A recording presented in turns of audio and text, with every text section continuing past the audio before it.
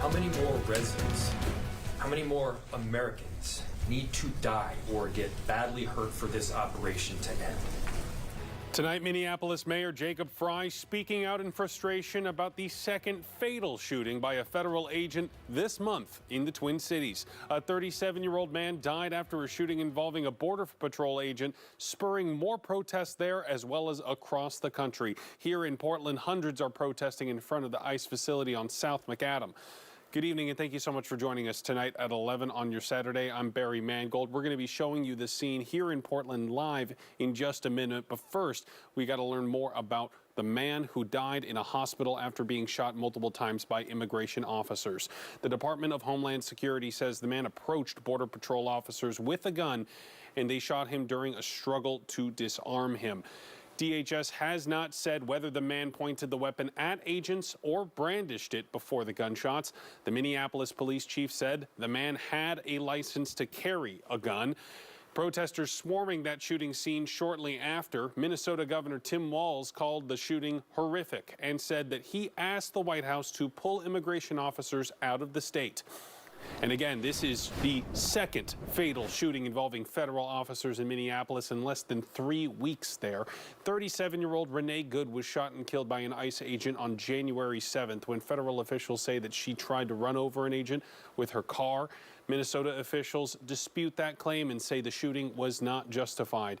And again, today we are learning that relatives of the man who was killed say that he was 37-year-old Alex Pretti, an ICU nurse who was protesting immigration enforcement. DHS claims he had a gun and officers fired defensive shots. Witnesses say that is not what happened. And here is video of that shooting that we've gotten a hold of. It appears to show someone in the street filming federal agents, that is, when Alex Pretti and another person were hit with pepper spray. Pretti and the other person went to the ground where agents surrounded them and jumped on top of Pretti. At least one officer hit him multiple times. Video from one angle appears to show an agent take Pretti's handgun before any shots were fired, but that has not been confirmed by officials. We also see an agent fire what sounds like 10 shots in rapid succession as Pretti is on the ground. And tonight we are getting very different descriptions from Minnesota and DHS. Listen. During this operation, an individual approached U.S. Border Patrol agents with a 9mm semi-automatic handgun. The agents attempted to disarm the individual, but he violently resisted. Fearing for his life and the lives and safety of fellow officers, a Border Patrol agent fired defensive shots.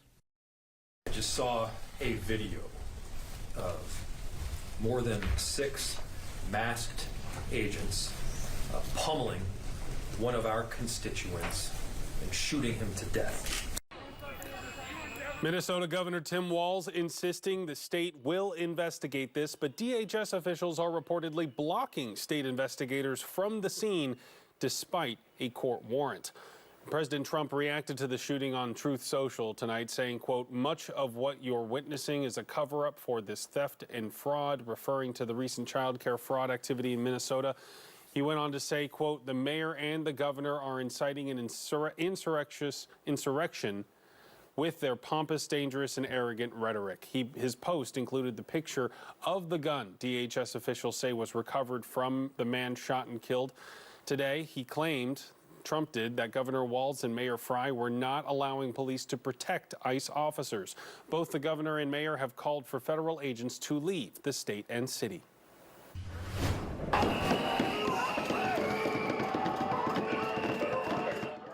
Here in Portland, hundreds of people gathered for a spontaneous protest at the ICE facility in response to today's deadly shooting in Minneapolis. Our crews at the scene have watched protesters cross the property line to the federal facility, walking right up to the gates of the building. Portland police already warning the crowd tonight that anyone blocking the road or barricading the doors could be arrested.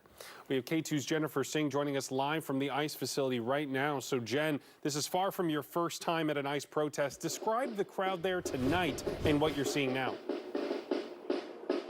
Well, Barry, the crowd has dwindled a bit. There are probably around 100 people here. We saw those numbers get up to well over 300 earlier, if we have to take a guess.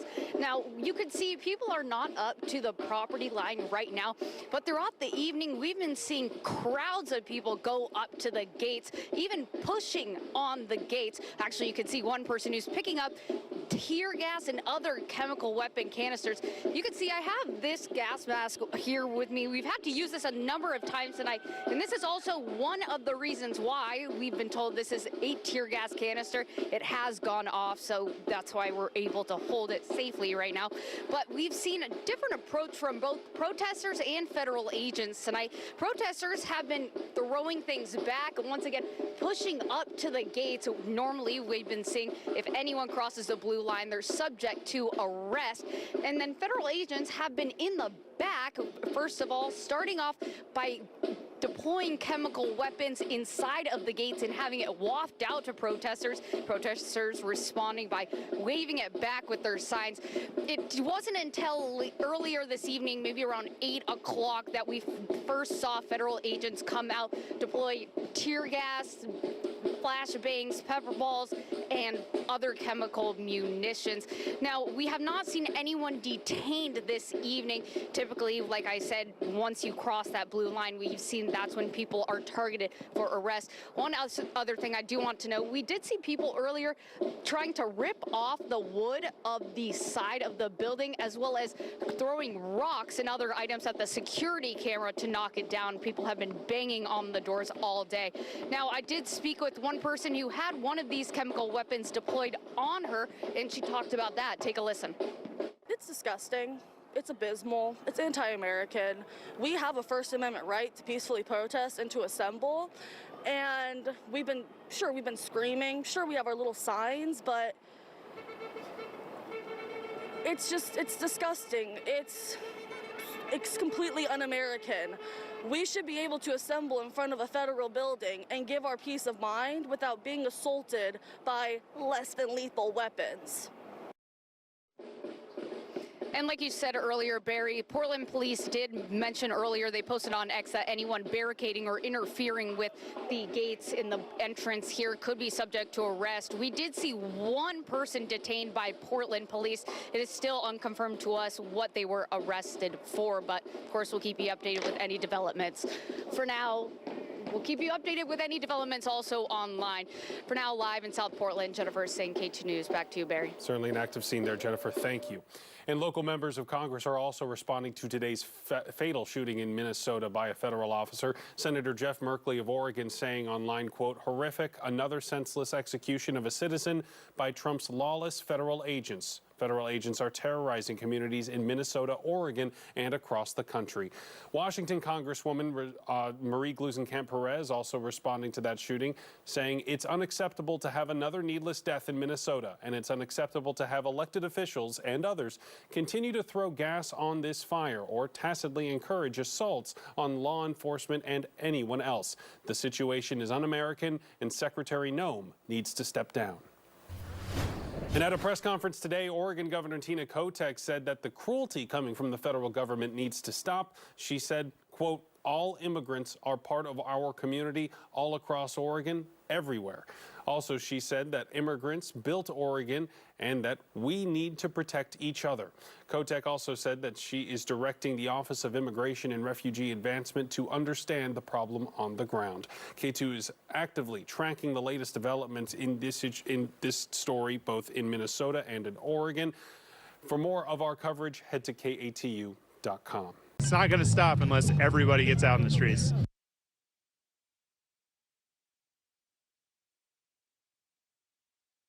After another person was shot and killed by federal agents in Minneapolis. Here's a look at the scene. Hundreds and marched on city streets with signs bearing the names of both people killed in Minneapolis. Glad you're with us tonight. Hi, everybody. I'm Michelle Esteban. We'll get to the protest that happened here in Seattle in just a moment. But first, let's break down what we know about what happened in Minneapolis today. Less than 3 weeks after an ICE agent shot and killed 37-year-old Renee Good, today we learned 37-year-old ICU nurse Alex Pretti was fatally shot as well. Witness video shows the suspect in the street filming agents when Pretti and another person were hit with pepper spray. They went to the ground. The video shows agents surrounded Pretti and jumped on top of him. At least one officer hit him with multiple blows. Video from one angle appears to show an agent take Pretti's gun before any shots were fired, but that has not been confirmed. Then you hear what sounds like 10 shots in rapid succession as the man is on the ground. Homeland Security Secretary Kristi Noem insisting today that Pretti meant to harm federal agents. I don't know of any peaceful protester that shows up with a gun and ammunition rather than a sign. The Minneapolis police chief says the department believes Pretti is a lawful gun owner with a permit to carry. Governor Walz has demanded the investigation into today's shooting be led by the state of Minnesota rather than the Trump administration. Federal government cannot be trusted to lead this investigation. The state will handle it, period. The officer linked to the deadly shooting is an 8-year Border Patrol veteran. That's according to federal officials. He has not been identified. It's unclear of his work status tonight. We have seen protests in cities from coast to coast, New York City, LA, DC, and right here in Seattle. KOMO's Tyler Cunnington spoke to people who were outside the federal building downtown calling for immigration agents to be held accountable. Tyler.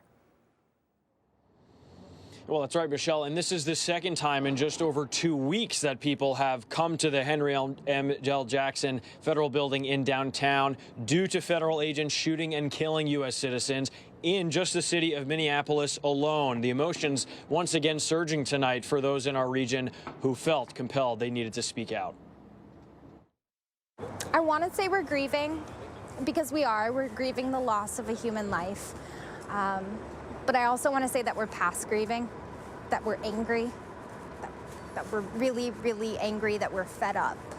City traffic cameras capturing what some protesters say was a gathering of around 500 tonight, while organizers estimated that figure was upwards of 1,000. The crowd spilling into 2nd Avenue and other streets, blocking traffic at one point. From there, the group marched around several blocks, prompting Seattle police SUVs to help block off the street.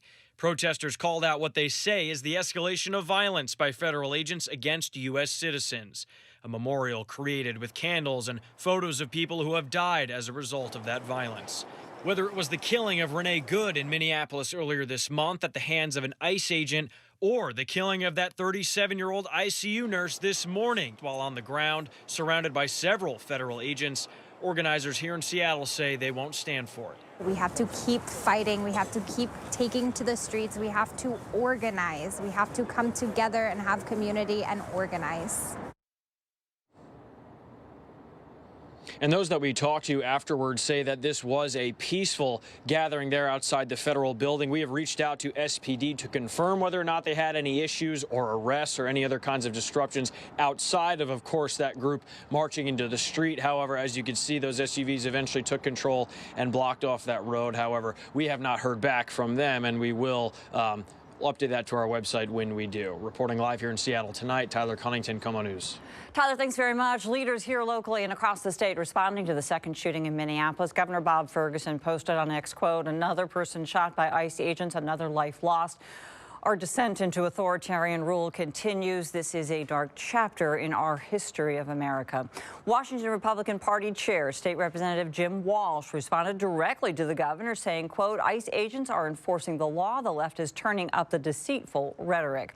Senator Maria Cantwell posted this: "President Trump has crossed the line. Americans will not stand for massed armed troops roaming their neighborhoods."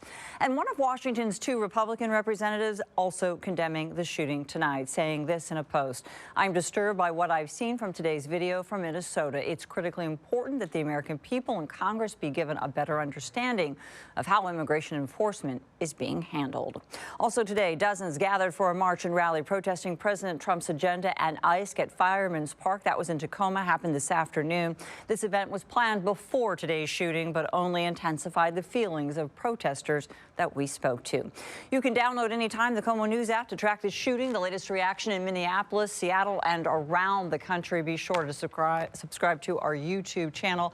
We'll post the latest on our KOMO News app, and we do put extended interviews on the KOMO YouTube channel.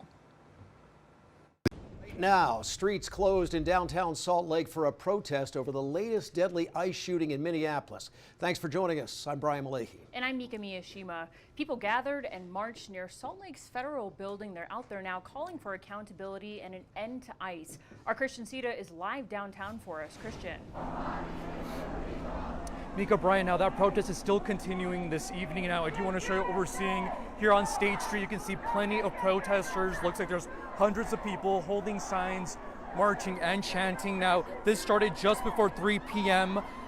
and they were at the federal building where they demonstrated before walking down these streets. Now, organizers say the event was held in response to what they describe as the public killing of a U.S. citizen by ICE agents in Minnesota. Chanting and holding signs reading "I stand with Minnesota, stop the cruelty and abolish ICE." Protesters marched from the Wallace Federal Building to the Federal Immigration Office. Organizers call the rally an emergency response, saying the Minneapolis incident reflects a broader pattern of violence by federal immigration enforcement. Killing American citizens. This is not making America great.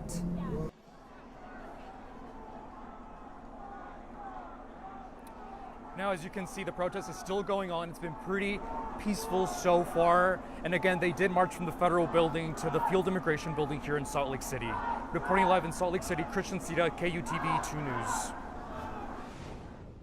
Okay, Christian, and more tonight on 2 News at 10. And there is other fallout today from the second deadly ICE shooting in Minneapolis in weeks. A federal judge says Homeland Security cannot destroy evidence in the shooting of Alex Pretti. The investigation may center on videos in the moments before an ICE agent fired. Reports say videos show Pretti had a cell phone, not a gun, when he was shot. I've got a question for all of you. What side do you want to be on? The side of an all-powerful federal government that can kill, injure, menace, and kidnap its citizens off the streets? Or on the side of a nurse at the VA hospital who died bearing witness to such government? Or the side of a mother whose last words were, "I'm not mad at you"? Governor Walz pointing to a witnessed video saying Pretti had protested peacefully when officers tackled, then shot him. A Border Patrol commander, meanwhile, says Pretti put himself in that situation and that the victims are, quote, the Border Patrol agents. The officer who shot and killed Alex Pretti is an 8-year Border Patrol veteran. He has not been identified. It's unknown if he's been taken off patrol or placed on administrative leave pending an investigation. Minnesota investigators say the feds blocked access to the shooting scene. When our team arrived, they were blocked by federal agents with the Department of Homeland Security from accessing the scene. Our team also secured a search warrant for the scene, which is an unusual move in a public area like that, but we did that attempting to have judicial approval to enter this scene to gather evidence. We were once again blocked by federal authorities to go in and do that scene examination. The local county attorney is conducting its own investigation, and the lead prosecutor says it has other evidence. The White House and DHS have accused Minnesota leaders of not working with ICE on deportation efforts.